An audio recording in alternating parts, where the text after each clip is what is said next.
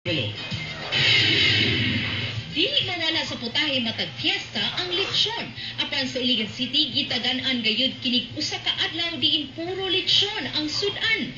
Sa indigay sa lechon sa Iligan, nagtigi ang pinakailadong gapang lechon sa tibok syudad. Pabonggahay sa presentasyon ug syempre palamiay sa timplada. Ang ubang lechon naghitsurang kikay sa costume niini. Dunay nakadarna ug duna say naka-summer attire. Apan diya ra daw daugon sa padlasa sa mga hurado nga mitagsa-tagsag kusig sa panit ug unod.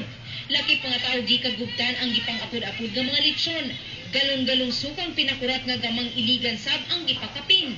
Unang higayon kini nga Lechon Festival sa Iligan ug ginaumang dumdumon kini nga tulumanong matag fiesta isip tribute sa iladong lechon sa Iligan. Ano na makita ninyo dito sa mga airport na yung mga lechon gikan sa Iligan, paingon sa sa Manila, paingon sa Cebu, o paingon sa ibang mga lugar. Let us be proud that we are from Iligan City.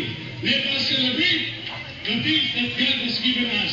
Dugang atraksyon sa okasyon ang mga booth nga mikuwag inspirasyon sa lain-laing mga butang, sama na lang na ining replika sa Eiffel Tower nga gama sa mga